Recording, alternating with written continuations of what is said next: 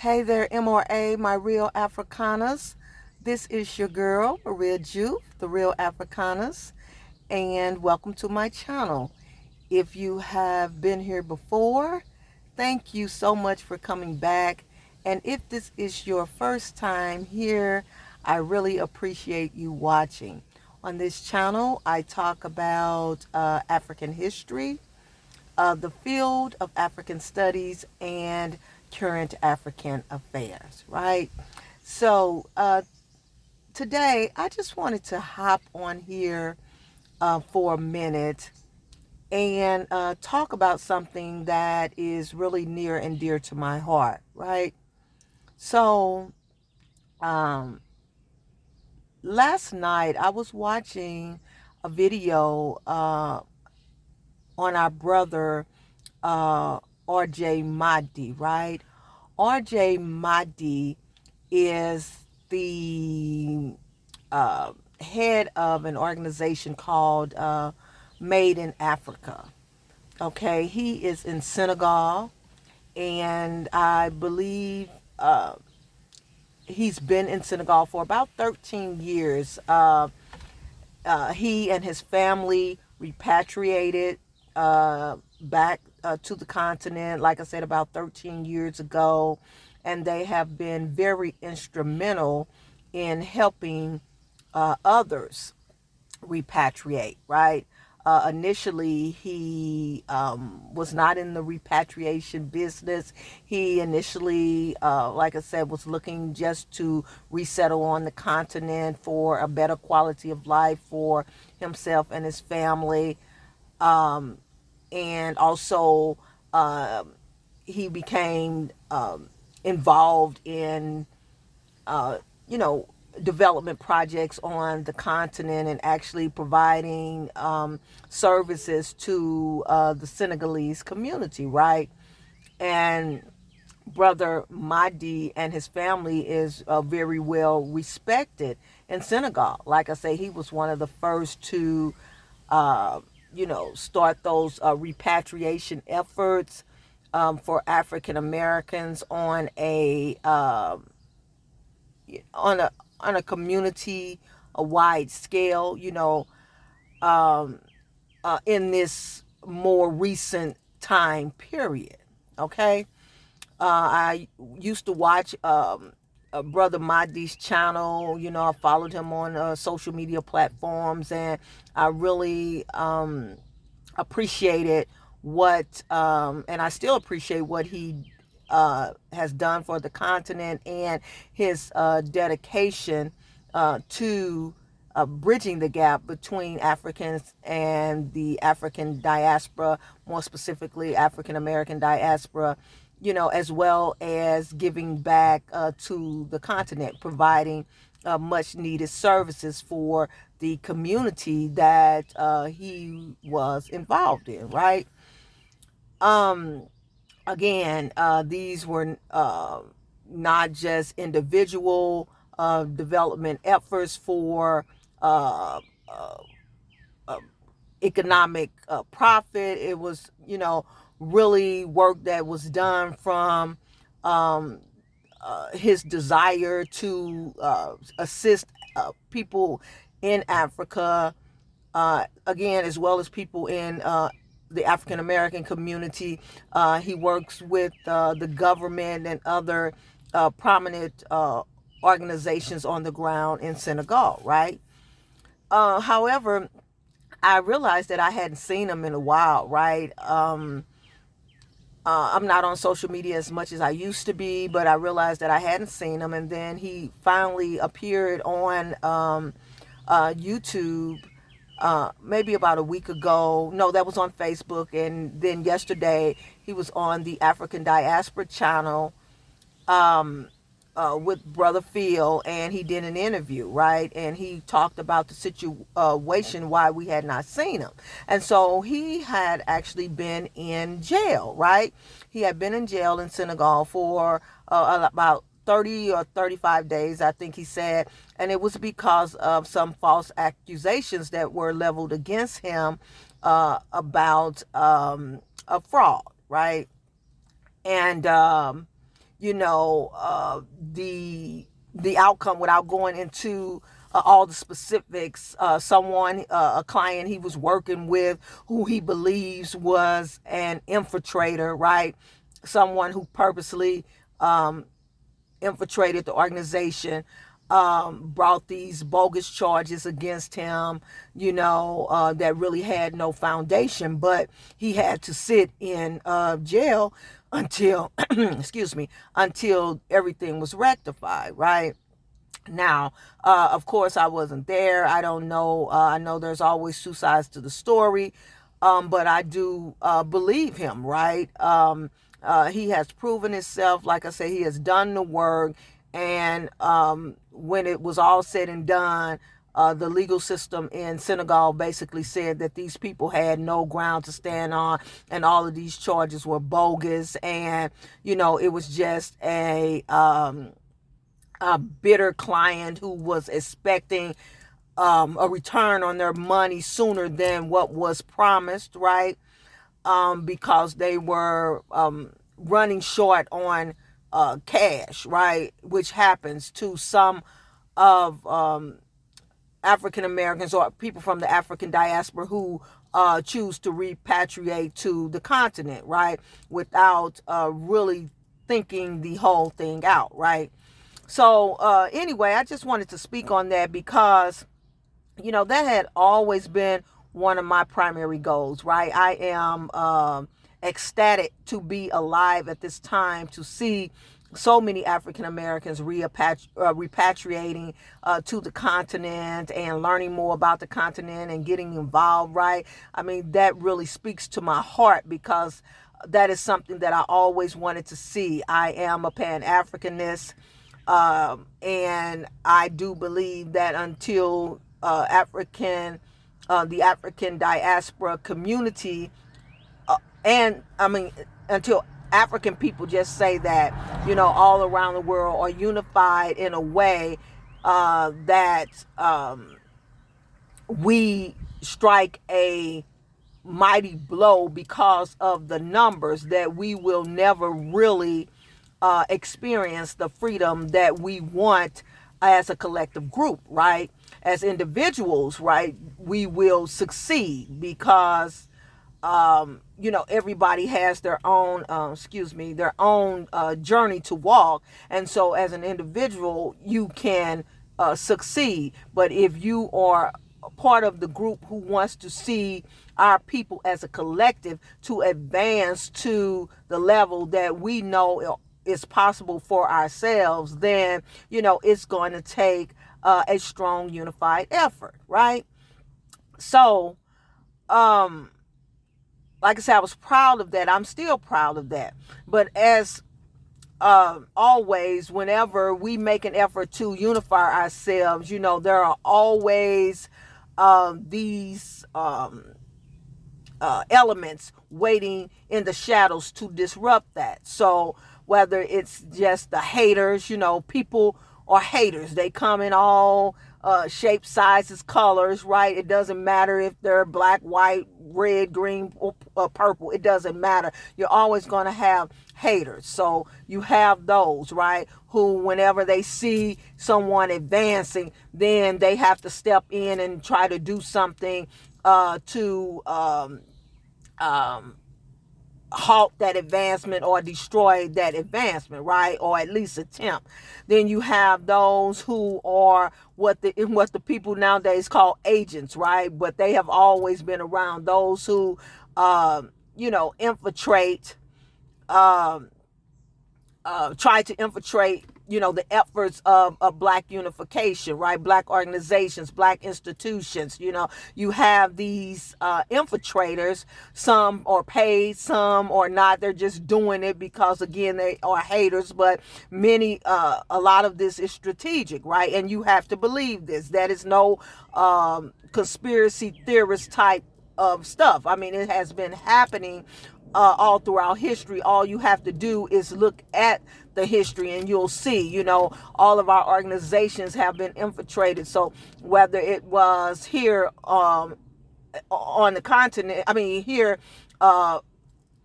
in the States, well, whether it was the Black Panther Party, whether it was the Nation of Islam, I mean, Dr. King's Civil Rights Movement, I mean, Marcus Garvey movement. I mean, we know that there's always informants and agents who are willing to infiltrate on the behalf of those who, who need for that to happen, right? And so and then also, again, like I said, on the continent, all of the organizations, all of the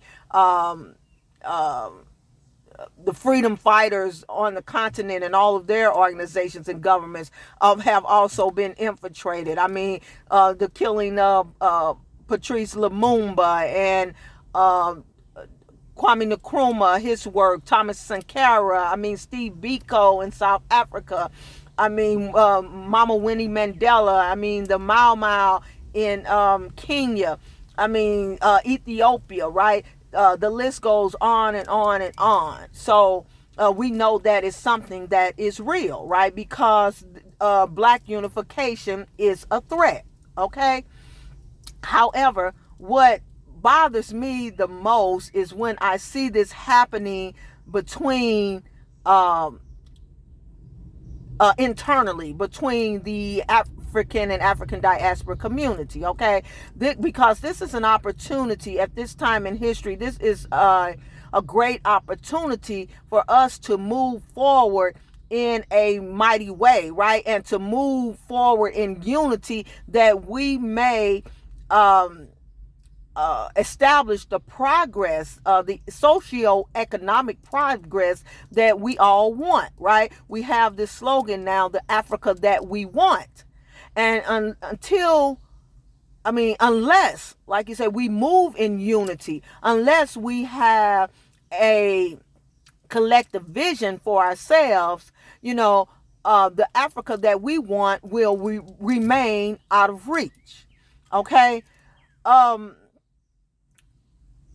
However, what I wanted to say is that, one of the things that I think is the main issue with us as African people or people of African descent is this whole savior mentality, right?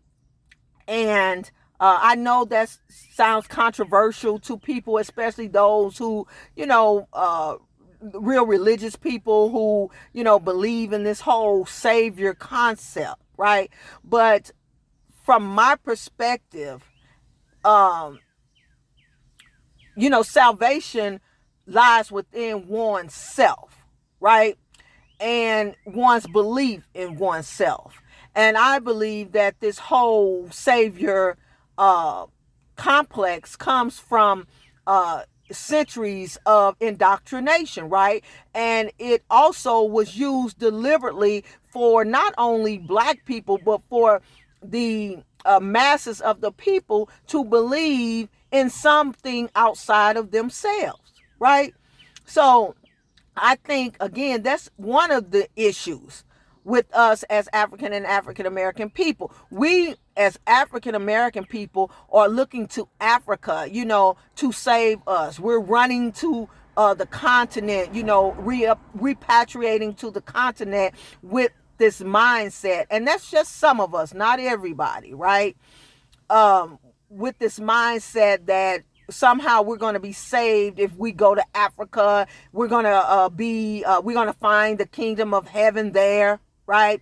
We're going to be embraced by our brothers and sisters, people that don't even know our names, people with totally different cultures, people who have their own perspectives about who we are as African American people, because they really don't know who we are. We don't know each other as a collective group of people. So we're looking to Africa to save us. And then you have some Africans who are that come to America for the same reason, right? But I'm not talking about those that come to America looking for America to save them, but also those who are looking to African Americans who come to Africa to save them, right? um, some of our African brothers and sisters, they think that African Americans have all of the answers, like they have all of the money, like they're rich, when they don't really understand what our reality has been here in this country. They don't understand that a majority of African Americans are still living in the under poverty, right?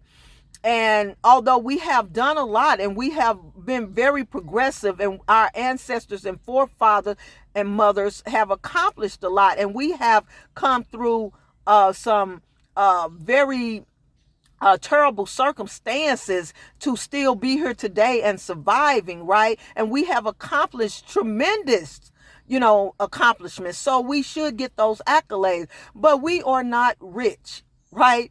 And if our brothers and sisters in Africa understand the real truth of our story and some of the issues that we are still up against, then they wouldn't be looking to us to, save them in a certain way. And I don't mean to offend anybody, and I don't mean like they think that we are gods or anything like that, and they're looking for us to save them. But, this thing about, thinking that we have money, some of the people who are doing this, I know not all Africans are doing this, because I've been to the continent many of times, and there are the mass majority of the people are good people, solid people who welcome us as African Americans to the continent. But those that are looking to exploit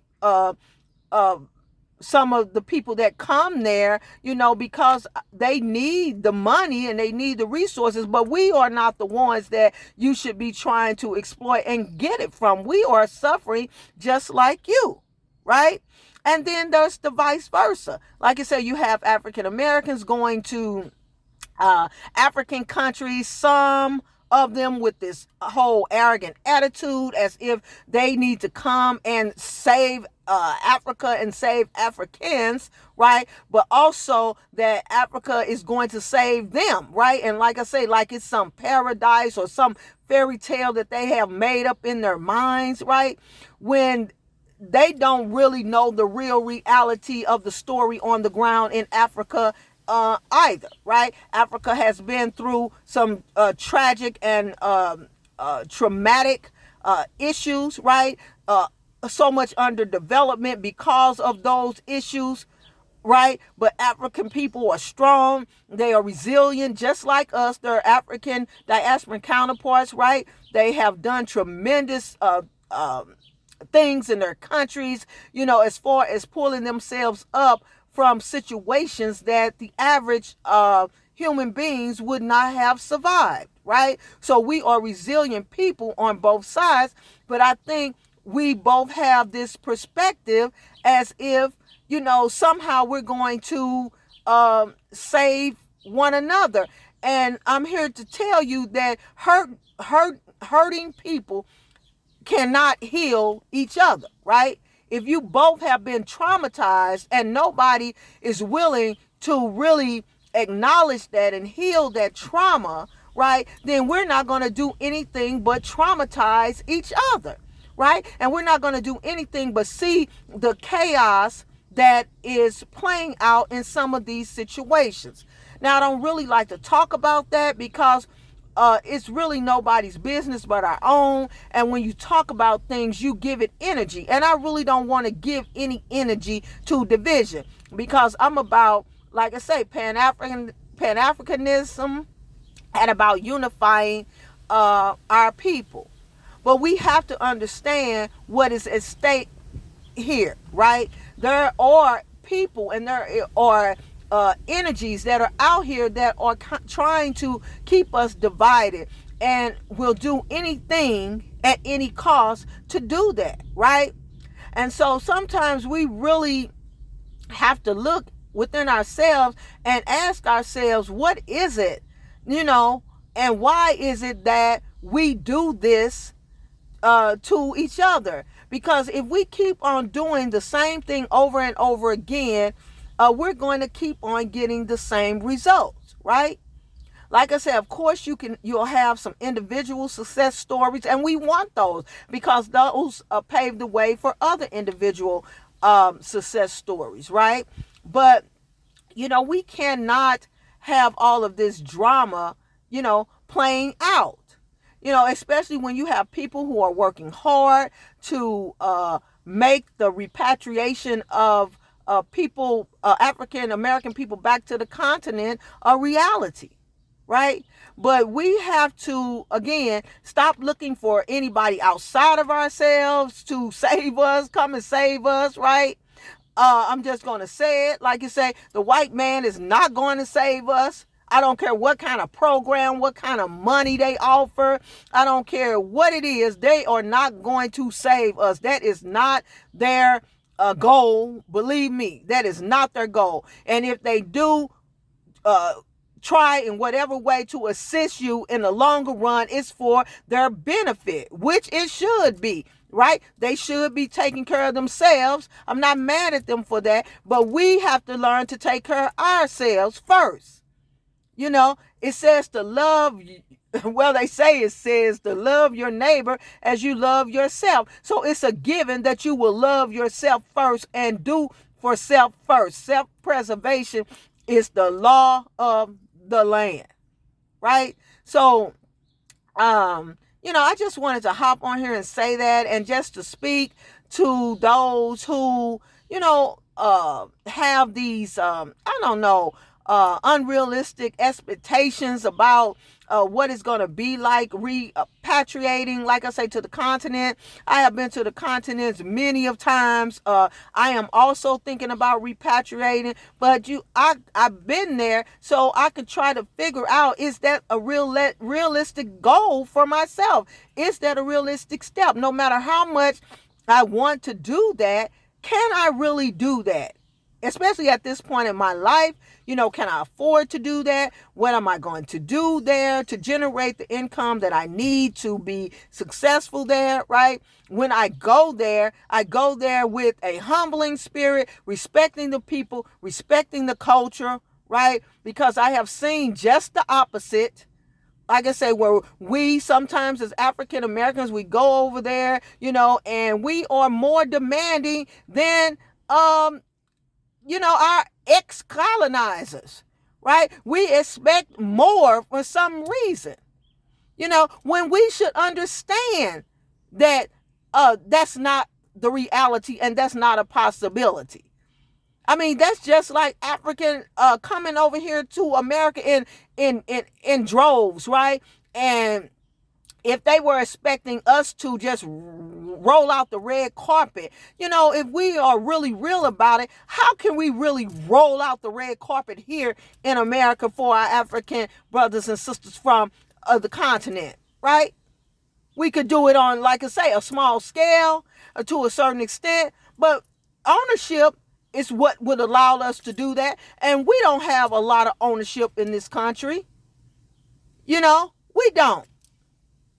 So, they throw around these figures about these $1 trillion, and I know I'm going off course, but these $1 trillion of buying power, what African Americans have. But again, I would say, I wanted to do a video on that. I don't actually have the numbers in front of me, but just, from my years of study and my understanding of the socioeconomic position of African Americans in America, right? We may have $4 trillion collectively as an African American group, but just like the larger group, most of the money is concentrated on amongst like maybe the top 90%, 10% of that general population, and the other 90% not so much, right? So basically saying that they say 1% of the world's wealth is concentrated.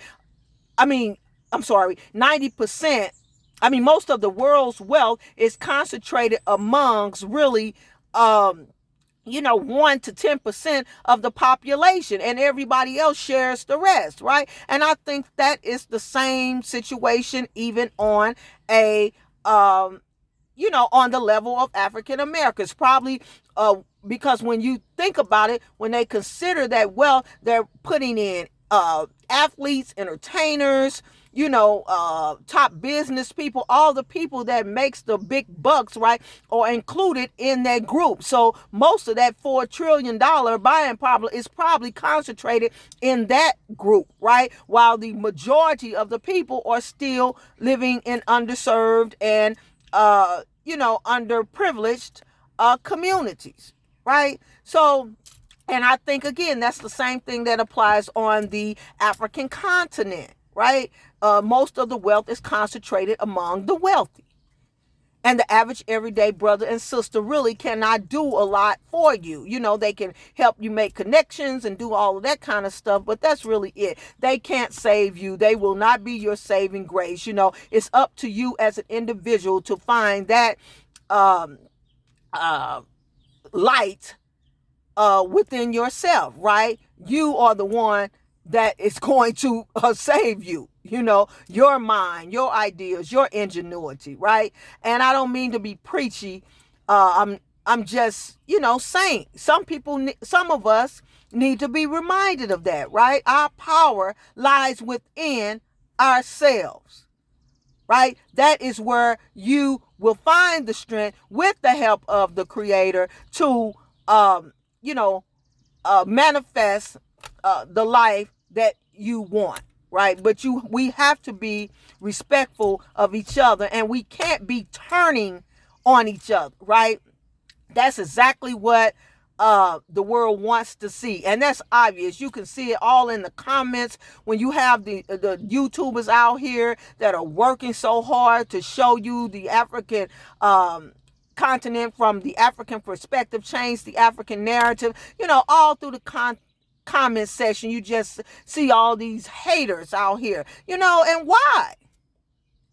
And the reason why is because they are um I want to say afraid, but by African, well, the word I'm looking for is that threatened by African unity. They want us to continue to believe the narrative that we are nobody, that we are nothing, and that we need somebody else to save us, right? And so we, as African people, if we don't stick together for the long haul, again, to create the environment that we want, the Africa that we want, and push our leaders and hold our leaders accountable, right? Which they are doing some amazing things, right? You see a lot of amazing things coming out of Africa, unification, African leaders, finally turning the corner and saying, hey, wait a minute, we are here for African people, right? And not finally, like I say, we're not doing anything new. This has been going on, but there has been efforts all throughout our history to stop this unification, right? To stop this this African a renaissance that is eventually going to come, right?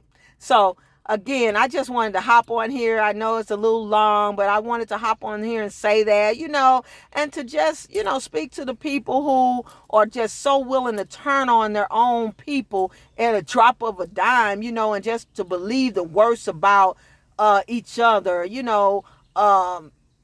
without any evidence to the contrary. So I'm wishing Brother RJ Mahdi in Senegal, I'm wishing him the best, right? I'm hoping the best for him and his family, and that the organization that he's built will be able to sustain this, this trauma, this controversy, that he will keep on moving forward and continue to do the work that he is doing to help to rebuild and rejuvenate the continent, brother. I am with you. My thoughts are with you. My prayers are with you. My voice and efforts, whatever I can do, is with you and your family, right?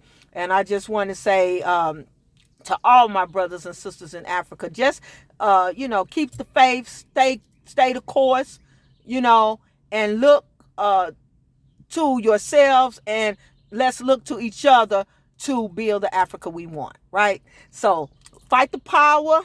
Yes, fight the power.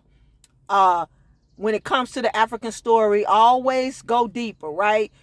When you're researching, whatever it is that you're doing, if you're looking to find out the real African story, you always have to go deeper, right? Because it's hidden. It's hidden, right? Sometimes it's hidden in plain sight, but you have to look for it, right? And thank you all for tuning in. Thank you for watching. Thank you for the comments. Thank you for the support for the channel. Don't forget to like, comment, subscribe, right?